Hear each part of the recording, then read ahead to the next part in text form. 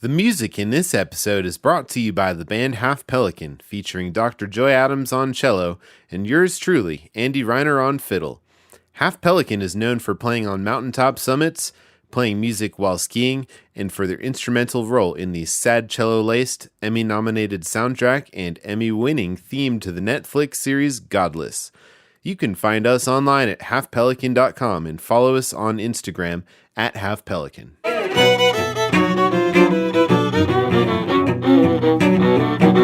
You have to suck at something before you can be good at it. Welcome to the River of Suck podcast, episode 6. I'm your host, Andy Reiner.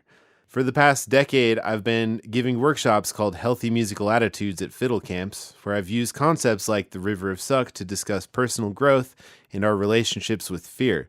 I realized very quick that the topic applied to way more than just music, but also to every way that we live and interact with the world around us. So creating this podcast meant I could spend more time listening to what others had to say and expanding into science and now horse training.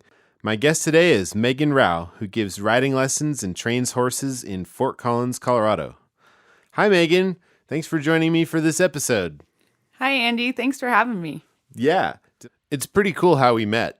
You posted on Thumbtack you were looking for cello lessons, but your ad also mentioned horses. I sent it to Joy Adams, my fiance, who's a doctor of cello, and you ended up trading riding lessons for cello lessons. Such a cool way for everyone to learn new things. Oh, yeah. And it's so cool because there's so many parallels between the two of them. And it keeps me so much more interested in learning how to play cello because we're like, oh, well, that's like the same as the riding. And like, oh, that's the same as the cello. I want to learn how to play cello because I use the whip a lot in the riding that I do. Now everybody hears that and they think, oh, no, you mean to the horse. And it's like, you very rarely hit the horse with the whip. It's very uncommon that I do that. And the only time I ever do that is because the horse came at me. Most of the horses that I deal with are not that aggressive anymore. Mm-hmm. The whip is actually an extension of your hand. And you can use it to massage the horse and indicate different muscles that you want the horse to use and reach different areas on the horse that you couldn't. And early bow cultures, you'll think this is cool as a fiddle player, and early horse cultures were the same because bows were made out of horsehair. Oh, right. And most people. Yeah, and if you look at the old etchings of the riding schools and stuff, they always had long sticks. And so I think that they used a lot of the bowing techniques to use the whip. And so that's the whole reason that I wanted to learn how to play cello, is to be a better horseback rider. Sweet.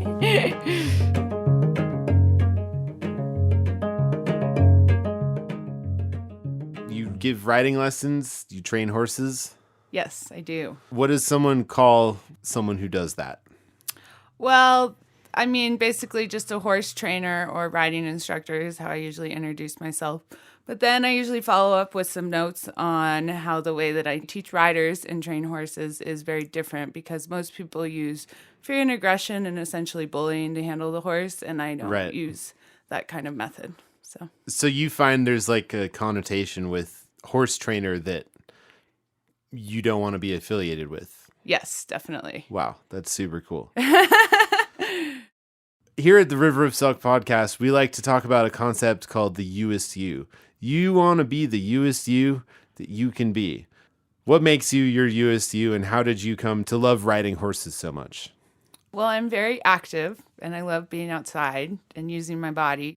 I've always loved horses since I was a kid. My dad says I came out of the womb saying horse. And was that your first word? No, it wasn't, unfortunately. Oh, okay. But everything was a horse to me growing up. My mom says my two favorite toys were my Easy Bake Oven and my toy horses. Oh, and nice. I love to bake. And I love horses. And all my bikes were horses. And they were all different breeds. And my parents couldn't sell any of them because they were my horses. So you like outgrow a bike and it's still your little baby horse, the pony? Yes, exactly. Mm-hmm. No, it's still a pony. Yeah, yeah, exactly. Do you still have those? No, but I do have a tiny bike still, but it's not from my childhood. Okay. You make your living now from riding horses and helping other people, right? Mm-hmm, yeah. So how did you decide that's a path you really wanted to take more seriously? Well, it's interesting because I've been riding horses since I was 5. And I always thought that I wanted to train and save and help horses, but I didn't think that it was an option. And so I decided to study real estate and stuff going to college. And I wanted to be a vet for a while, but I decided I couldn't put horses down and that it was dangerous and I was kind of squeamish. And so I just kind of gave up on the horse training thing. But people would always tell me that I was really good with horses and that I should work with their horse and help them. But my problem was that I didn't really know what I was doing or how to translate it to somebody else. So I just thought, well, I'll just have my own horses and train them up and then that'll be fine. And then I met my teacher and his wife. So I met him first. His name is Craig Stevens and he's out of Seattle, Washington. And he came and did a clinic in Colorado and worked with me and my pony, who your fiance Joy's actually ridden. She's great. Oh, nice. What's the name? Fancy. Yeah. And so I've had her for a very long time. And so I rode her in this clinic with my soon-to-be teacher. And that was in May of 2012 that I rode that clinic. And he asked me if this was what I wanted to do for a living. And I said, yes, but I didn't think that it was an option.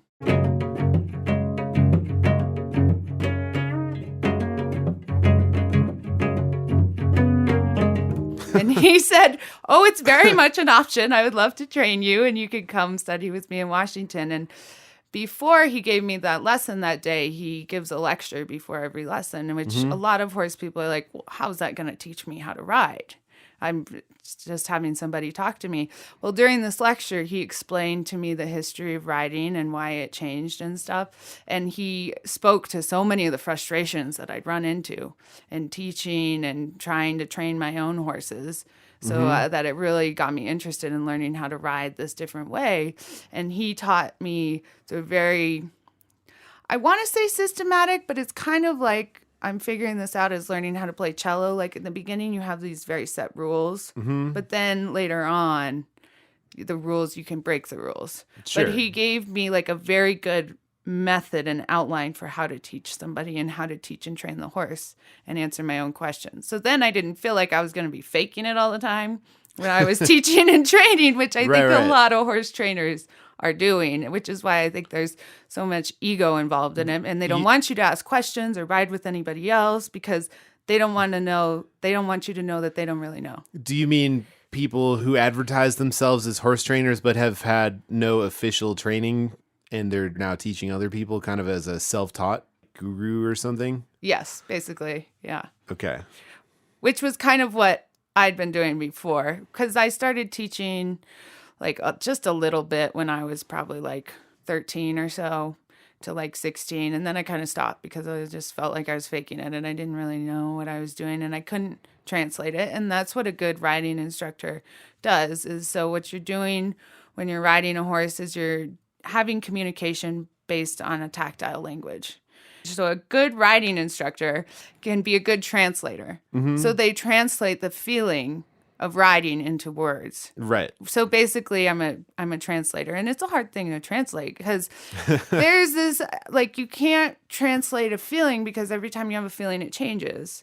So for example, like if we were going to taste a glass of wine together, like we could like smell the wine and talk about the wine and then take a sip and then describe the wine, but it's not the same thing as actually taking the sip of wine.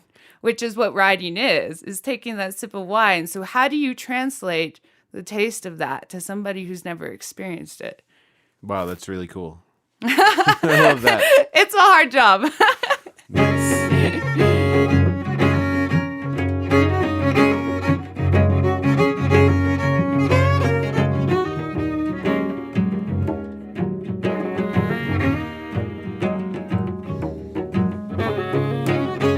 You have a phrase on your website, which I really like, called harmony with horses. Can you tell us about that? Yeah, so the easiest way to actually control a horse is through harmony. So horses are herd-based animals, and so for the horse to have harmony in the herd, and when you're riding the horse, you are the herd is when the horse is safest. So actually learning how to find a rhythm and then controlling the horse through the rhythm is the best way to do it. So most people use opposition to control the horse. So they grab with the legs and the hands. So the mistakes of the legs are fixed with the hands, and the mistakes of the hands are fixed with the legs. And so basically they're just contracting the horse and beating them into what they want them to do. Whereas most of what I do is just with one aid. Everything can be done with a single aid. So an aid is like either your leg or your hand. So everything that you can do is taught through the hand. And so the horse can always get away. So you have to learn how to find the harmony and get the control through the harmony with the single aid before you can ask them to do anything. So that sounds really cool, but that's kind of in opposition to controlling the horse in a dominant way. You know, like I'm the pack leader, I'm the alpha, I guess. Mm-hmm. You're saying that is not the best way. No, definitely not. Because, I mean, who are you going to work harder for? A boss that is a hard ass on you, or a boss that you really like and you is your friend? Who are you going to work harder for? The boss that's nice to you. Yeah. Which is why, like, my pony, who I've had since I was 11, I used to ride her poorly, and I couldn't get much out of her. And now that I changed the way I ride her, and I treat her a lot more fairly and nicely because I'm more educated, now she does Olympic-level movements. That's crazy. She likes me a lot more these days.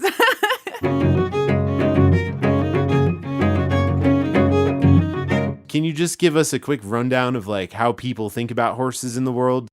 Yeah, so most riding is based off of military riding, and that's the way I used to ride. So I get it, because that's most of the horse world. That's how most people are educated. Mm-hmm. I'm classically trained. So classical riding takes its roots all the way back to the ancient Greeks. The first classical master that I studied is Xenophon. Now, I wouldn't recommend doing everything that he says, because he also said not to give horses water. I would not do that. Right, sure. But a lot of his other ideas were very good. So he was the first master that I studied. And then there's a few that are mostly in the French school. So there was the golden age of equitation. And that was pretty much up until the French Revolution. So everybody who knew how to ride well in a classical style were the noblemen. So they actually used the horse to teach the noblemen how to be in service to the king. So not to lose their temper, how to find harmony, and become a good leader. And so then the French Revolution happened, which is wonderful. I'm all about the common man. But they killed everybody who knew how to ride well, because it was very unfashionable to ride well, because that meant you were a noble. And so it kind of stinks, because with the rise of man became the fall of the horse. And so they still had to train young men how to go to war. So they invented military riding, which is the way that most people ride. So they used the hands to fix the mistake of the legs, and legs to fix the mistake of the hands, because they only had like 3 months to train these young men to go to war on these horses. And so they knew that it was going to damage the horses, but these young men were going to be afraid and had to learn how to ride in a very short period of time. Wow. And so they knew that it was going to ruin the horses, but the sad thing is the horses are probably going to get eaten on the way home and not live that long anyway, so they didn't really care. So here we are 300 years later, and that's just been going on? Yeah, so then there was 2 masters in the mid-18th century. So Boucher, who was the French school, and then Dore, who was the German school. They both claimed to be the true classical masters, but they had very different views. I am in the Boucher school. Okay. So the French school, which is kind of funny since my last name is very German. And Dore was in the more German school. So this was right around when they invented the steam engine. So he said that the legs create the steam, and then the hands regulate the steam. So that's exactly what opposition is you drive the horse into the hand, and then you pull on the hand to stop the horse.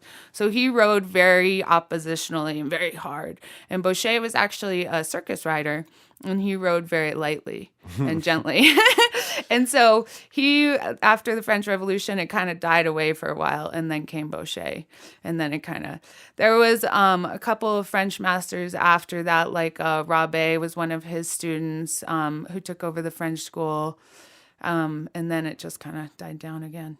There's been a sort of underground keeping of it, though. So if I just opened the yellow pages of the internet and looked for riding lessons, you think there's a high chance that if I didn't find you, I would be getting someone who wants to teach me how to dominate the horse. Yes, yeah. And I'm not saying that you should let the horse walk all over you. Right. That's a very important thing to say as well. I mean, they are big animals and you have to set boundaries. But they are so much, it's very, very rare that you have to be fierce with a horse. Right. And that's a fundamental difference in how you think about it from day one almost. Yeah. Like when I was growing up, I was always told, like, show the horse who's boss, make him do it. And and that never sat right with me, you know? And so when I met my teacher, I was so excited because the little girl inside me loved horses and was kind of crushed You wanted to be, that yeah. my horse couldn't be my friend and I had to boss it around. Yeah. That's so cool.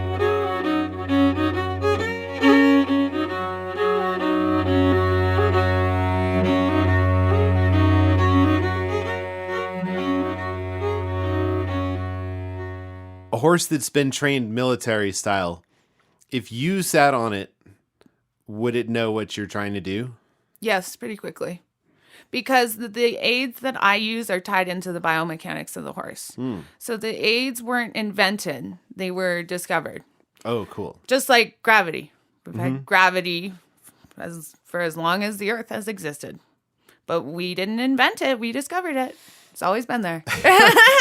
Same with the aids. And if you have a horse that knows how to lead, then it's the same as the aids. So I can get on a horse and within 10 minutes, they figured it out usually. That's fast. Yeah. Yeah. Nice. But in the beginning, the training is a little bit more physical and then it becomes more psychological. But usually the physical resistance you get is due to a lack of suppleness in the horse. Cool.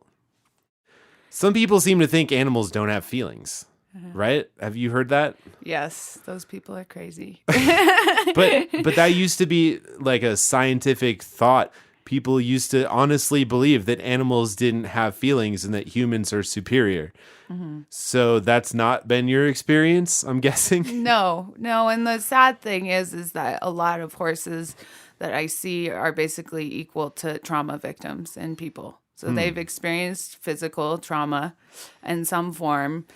Pretty much, I would say 95% of the horses out there. And so they That's have, most of them. Yeah, it's pretty sad. So you get two horses from that. You get a horse that is extremely angry and aggressive, or you get a horse that is totally shut down and has given up on life. Ooh. And those are the good horses because they don't do anything bad. And so it's the same thing that you see in trauma with people. People who have been traumatized are either extremely angry and aggressive or they're extremely shut down.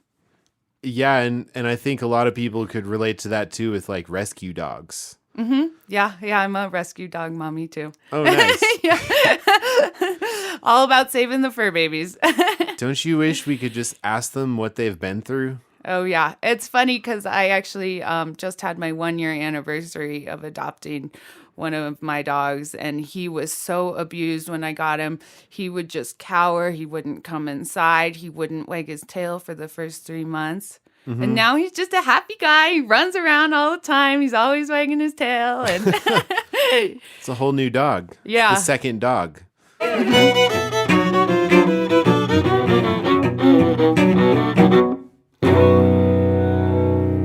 I think it's high time we discuss the River of Suck.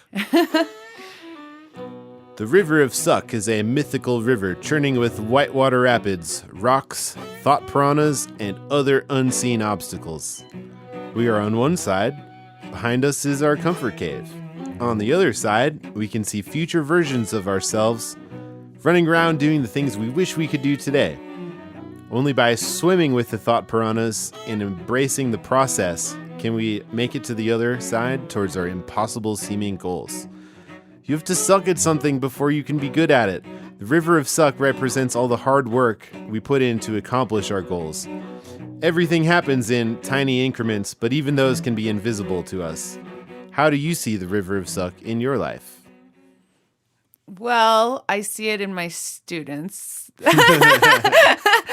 because they watch me work and they say, wow, you make it look so easy. It looks like magic. And I'm always trying to say, yeah, but I started off just where you are, even worse. Probably, actually. And so, like, I think the thing that people struggle with the most is getting the horse to start. Because usually people kick the horse to make them go, which I don't do. I create the feeling of going by asking the horse to shift their weight back and then letting them go forward.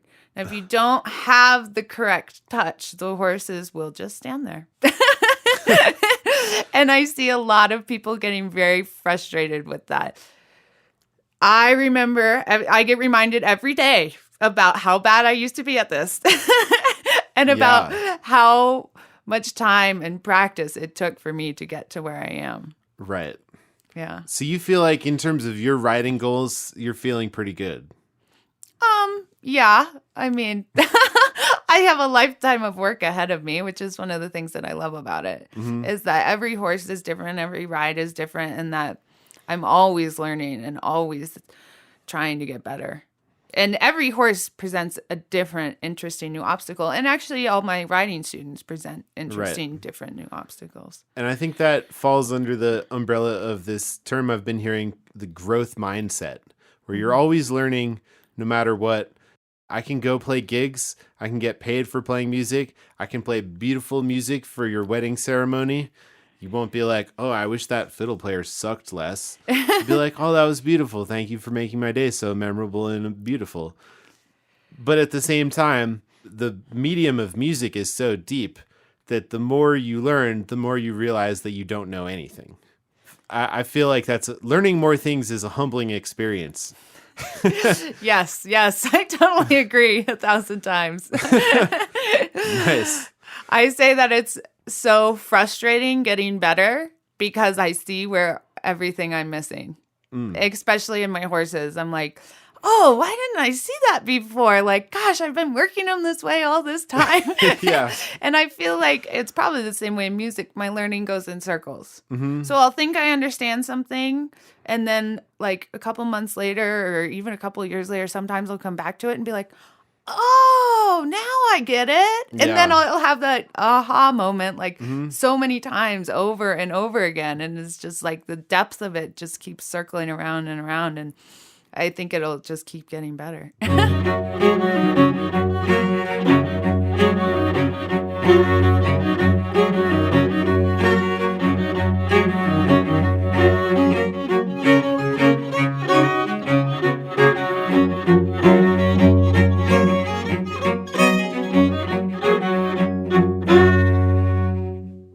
Thought piranhas represent the negative thoughts that pop into our head to try and sabotage us. Because we have all these thoughts swimming in our heads, right? But what if the thoughts that had the most evil-looking teeth were the ones that were most prevalent sometimes? And you can't control these thoughts. They just pop into your head. Yeah, well, I mean, there's a lot of big egos flying around in the horse world. And a lot of people don't like to hear what I have to say about them. Because if I'm even a little bit right, then they are very wrong. like you're questioning their whole existence. Yes, exactly. It's threatening. Especially to other trainers because that's their livelihood. And I don't blame them for trying to protect themselves and such. So, I mean, I constantly doubt myself and the way that I'm going to be judged by other people. Like, why doesn't she have nosebands on her horses? And why doesn't her tack match? And like stupid things like that. And like, why doesn't she have these really expensive horses? And so I definitely have a lot of self-doubt. Luckily, I'm kind of isolated from the rest of the horse world because I just have my own barn. And when I do work at public barns, I usually just try to keep my eyes down and on my own horse because I can't really tolerate watching other people. You can't even look at them. No, because you're ruined. Yes, exactly. Oh, man. So I self-doubt and I mean, definitely a fear of failure is a big thing for me. And just being worried that I'm going to say the wrong thing and being judged is very hard because I feel like I'm constantly being judged. And I'm trying to get better about my public speaking, which is why this is really good for me. Oh, yeah. Face your fears. Yeah. be on a podcast. Yeah, exactly. I know I'm really scary. Yeah. Oh, yes. Terrifying.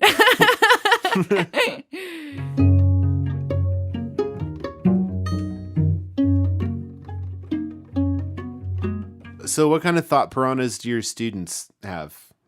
Probably that they're never going to get it.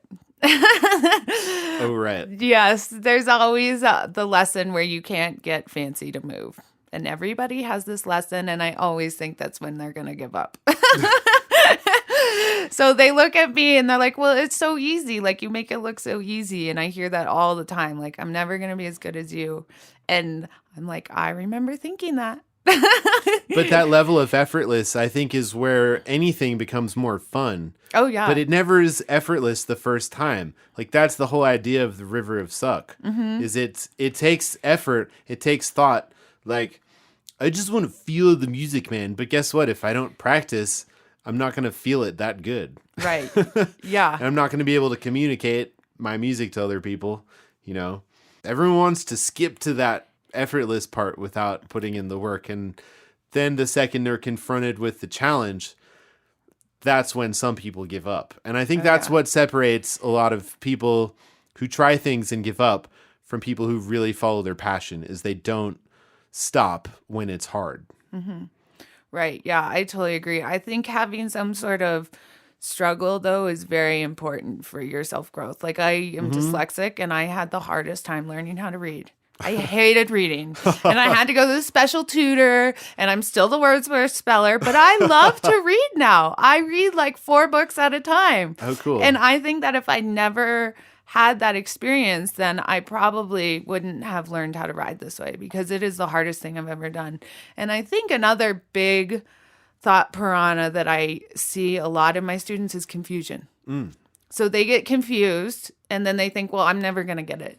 But what most people don't understand is that confusion is part of learning. If you're not confused at some point, you're not really learning. You know? Right, because you have to get to the bottom of the confusion, and then you know it. Then it becomes a thing that you know, and you're no longer confused. Yes, yeah. You can't just jump to that. I think it's important as a teacher to keep learning new skills. Like right now, that's why I'm taking cello lessons from Joy, because it's good for me to learn a new skill and be a total beginner again and see what my students are going through. And sometimes what Joy says to me, I'm like, can you say that again? I am really confused. And she does a great job of explaining it to me, but a lot of people don't want to sound dumb. Right. They don't want to ask a question. So being a beginner again as an adult helps you understand what your students are going through. Yes, definitely.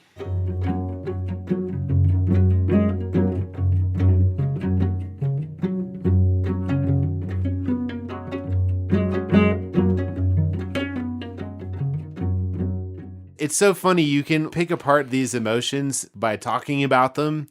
And I think that's really important, but it's not going to stop us from feeling them. There's the school of thought where we push them away and we say, oh, get away. You're distracting me from what I'm trying to do. And I think that's kind of the emotional shutoff valve. You like try to bottle it up, and then I think it jumps back at you later. Oh, yeah. Like worse. Yes. Which has definitely happened to me a lot of times. And I'm learning that it's like, you know, can be an uphill battle to like express our feelings. But I think it's important to go through that process. Just because we have them doesn't mean we should repress them or that we can fix them by talking about them. But even just sitting with that emotion, understanding this is what I feel, and this is part of my day, and this is part of who I am, this is part of how my brain works, and that's cool. Like, the thought piranhas are on the swim team, you know? Yeah. Yeah, and that's one of the reasons that I think riding is so good for people, is because you have to be so mindful and feeling. And so that's why it's really good for people who've been through a lot of trauma and stuff like that, because you have to be present, you have to be feeling, and you have to be okay with your emotions. And what you're doing when you're riding the horse is you're borrowing the horse's legs. And so you are a centaur when you're riding a horse. And so you have to join your mind with the horse's mind. Now, if you're angry, if you're frustrated, if you're thinking about what you're going to do over the weekend, the horse is going to know that you're not there, and they're not going to join with you. And so you have to recognize your feelings and then let them go. But like the big one you see in riding is fear. Okay. And I grew up riding horses, and I wasn't afraid. I mean, I was afraid, but I was always told not to be afraid. Now, as in terms of little kids, I was pretty fearless when it came up to horses. I guess when I was little, I'd walk right up to them and put my hand up. But I mean, there were moments where horses would freak out and stuff, and teachers would always tell me, "Don't be afraid. Now, don't be afraid. Now, show the horse who's boss. Don't be afraid." And I always tell my students, that is the dumbest thing. That is an 1,000-pound animal that could crush you. You should be afraid. Yeah. So by telling Definitely. yourself to not be afraid, you're thinking, well, now I just have to muscle through it and make it happen. Instead of... That's when people say man up. Yes, exactly. Which is terrible advice. Yeah, especially when it comes to a pissed off 1,000-pound animal. There you go, yeah. And so what you need to do is recognize you're afraid. So anytime you recognize your feelings, it's like you have that gap, you have that pause where you can sort of step back and take a deep breath. Now, in the case of fear, you can step back and be like, okay, why am I afraid? And what can I do about it? Like one of my favorite examples is one of my students. She's older and she hadn't ridden much. And she was super nervous when she started riding with me. And she said, well, I'm really afraid. Is that okay? And I said, that's fine. You should be afraid. And I said, now let's talk about things you can do when you are afraid. Yeah. And one time, one of the horses was kind of kicking around and stuff like that. And she had to pick their feet where you have to be down by their hooves and stuff. And she was nervous because the horse was moving around so much. And she said, I remember what Megan said, recognize when I'm afraid. And so she said, why am I afraid? Okay, because he's moving around a lot. Why is he moving around a lot? Oh, because there's lots of flies. Oh, I'll put some fly spray on him, and then I'll pick his feet. Yeah. And so that's what she did. So she took that pause to recognize she was afraid and why she was afraid, and then did something to fix it instead of just saying, I shouldn't be afraid, I should just pick his feet. Right. Yeah. Totally.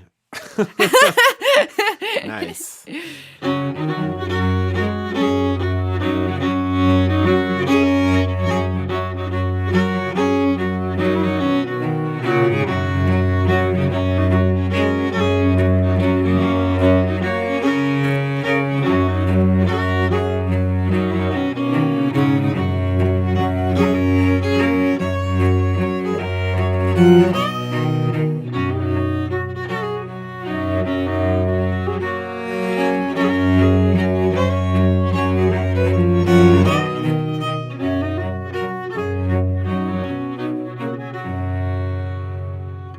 At the River of Suck, if you believe in what we're talking about, and this could be you right now listening, you can join the River of Suck swim team.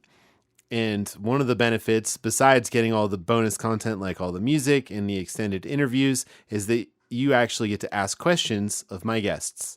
So I found a video of you from your website, and I showed it to the River of Suck swim team on the internet. And I have questions from the swim team. Joy Adams asks, I would love to know about the parallels between how a horse encounters a new skill and how a human does.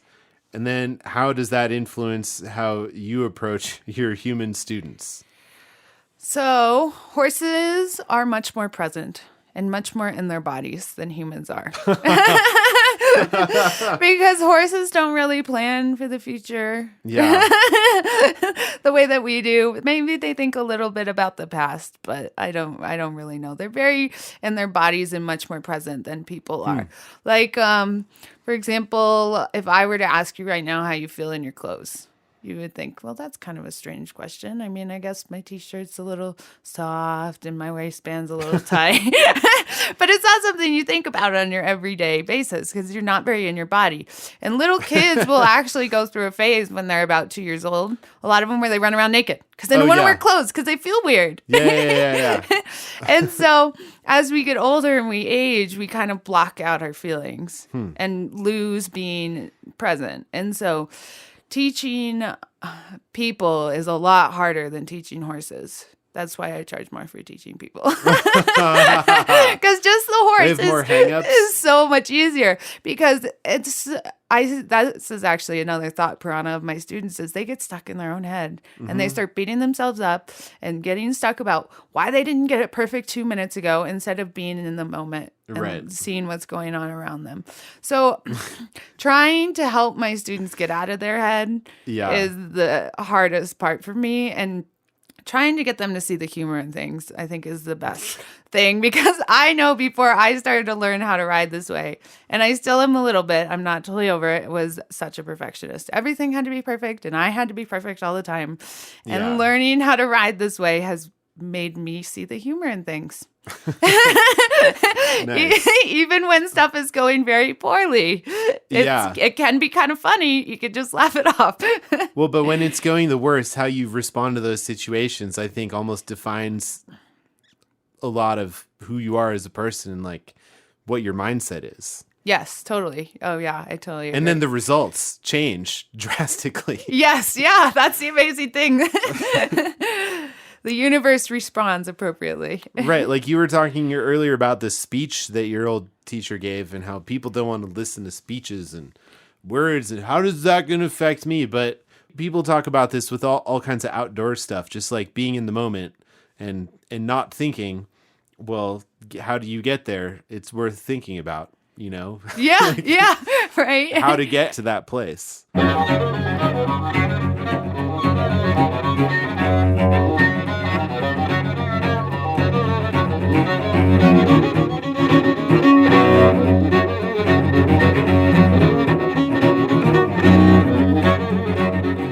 Anna Culver asks, I'd love to hear her perspective on how or whether we impose culturally specific values on animal psychology, like dominance, hierarchies, or cultural fetishization of punishment / shame as a learning tool.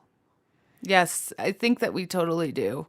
I think the biggest problem for the horse, that is something that we have in society that we put on the horse, is speed. So everybody moves way too fast around horses. Horses' resting heart rates are about 30 to 35 beats per minute. An average human resting heart rate is about 70 beats per minute. Whoa. So we move way faster. It's like hanging out with somebody from New York City. All hyped up on Diet Coke. I think they outlawed that there. It's illegal. So that's the biggest thing that I'm telling everybody is to slow down. So we live in a very speed-based society, especially with modern technology and fast cars. And speed actually equals aggression. So it's sad to say, but we live in a highly aggressive society because everything is so fast-paced. So that is definitely the biggest one that I see as far as society affecting horses.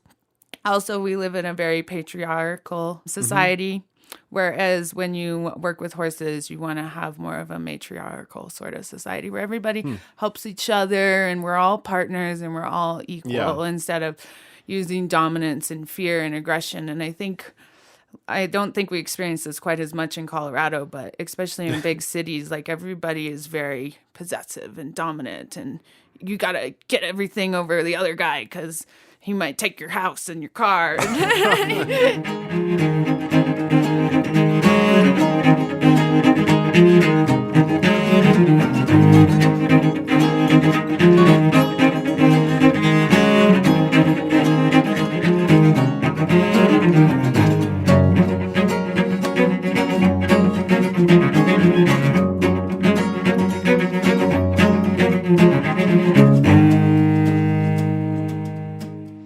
Here's a question not on my list.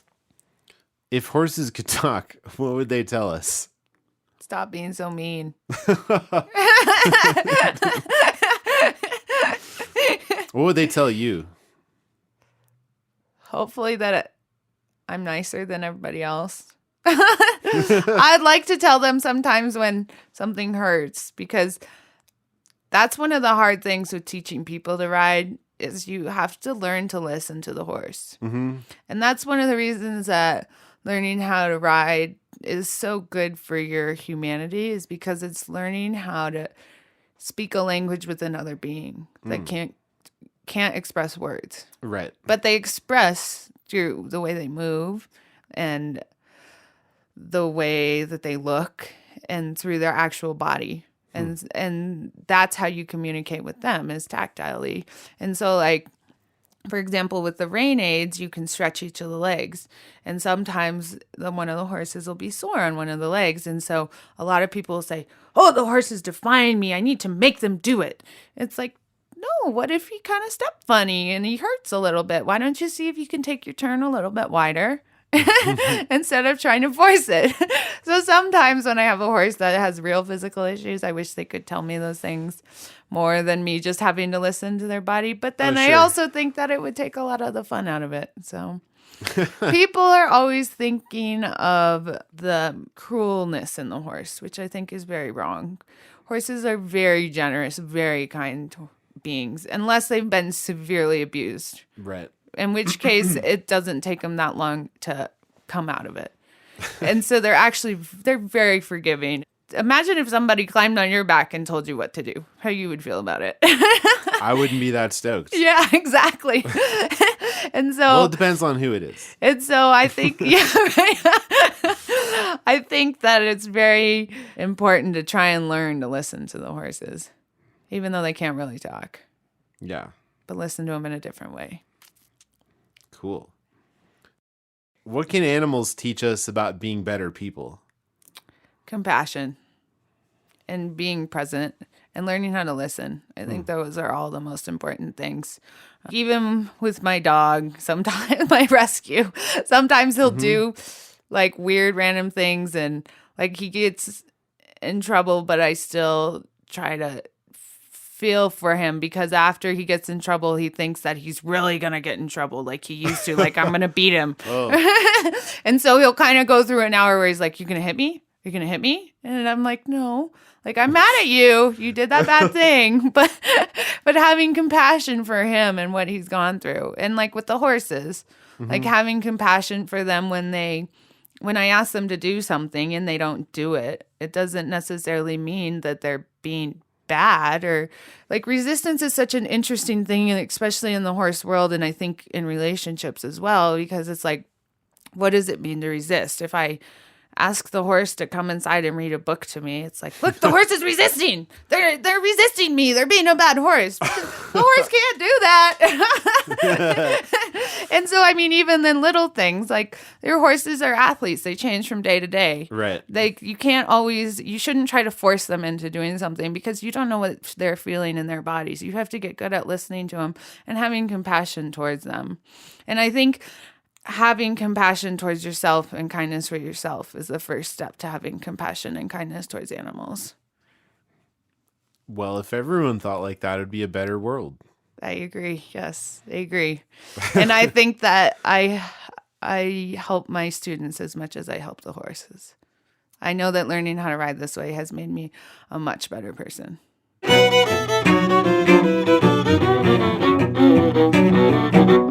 If someone wants to find you online, where do they go? You can find me at my website. It's www.classhorsemanship.com or at facebook.com/classical horsemanship. And they can take lessons with you? Yes, they can. If they come to Fort Collins, Colorado. Yes, but I also go to other barns if somebody else has a horse. Cool. And if someone had lots of money and wanted to fly you out there, you'd totally come? Oh, yeah, or even do a clinic down in Boulder or something like that. Cool. Awesome. Well, thank you so much for being here. You rock. Thanks for having me. No one ever said crossing the River of Suck would be easy or comfortable, so I want to thank you for tuning in and giving it a chance. I'll be back with a new episode every month forever, so make sure to subscribe wherever you listen, leave a review, and share the River of Suck with your friends or your enemies. Become a member of the River of Suck swim team for just $1 a month to support this podcast and access exclusive content, extended interviews, and high-quality downloads of the music you've been hearing. Visit riverofsuck.com for that and all the latest updates on future episodes and guests. My name is Andy Reiner. I'm Megan Rao. Till next time, keep swimming.